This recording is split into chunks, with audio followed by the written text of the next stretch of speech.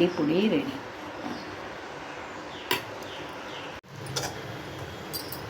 இஞ்சி பொடி. Hi friends, இதை பார்த்தீங்கன்னா இது கறி மசாலாவுக்கு ரெடி பண்ணி வச்சுருக்கேன். இதிலே எல்லாமே போட்டுட்டேன். பட்டை, லவங்கம், படி ஜீரா, சோம்பு எல்லாமே இதிலே இருக்குது.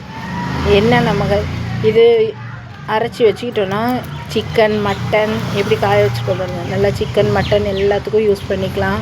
குருமா அந்த மாதிரி ஐட்டமுக்கு யூஸ் பண்ணிக்கலாம். உருளைக்கிழங்கு பட்டாணி பண்ணுறோம் இல்லையா, மட்டன் ஸ்டைல், சிக்கன் ஸ்டைல் வேணும்னா இது யூஸ் பண்ணிக்கலாம். இது சாம்பார் பொடிக்கு ஊற வச்சுருக்கேன், காய வச்சுருக்கேன். இது தனியா, இது மிளகா. ஏன் மூடி வச்சுருக்கேன்னா நிறைய தூசி வருது. திருப்பி இது செகண்ட் டைம் நல்லா தொடச்சி தான் எடுத்துகிட்டு போகணும். இது பச்சரிசி காய வச்சுருக்கேன், கழுவி வத்தலுக்கு. பிடிச்சிருந்தால் லைக் பண்ணுங்கள், சப்ஸ்கிரைப் பண்ணுங்கள். தேங்க்யூ. எங்கள் வீட்டில் நல்லா சிக்கன் குழம்பு சிம்பிளாக தான் செஞ்சுட்டேன். சிக்கன் குழம்பு, நல்லா சுட ரசம், சாதம், தயிரும் இருக்குது.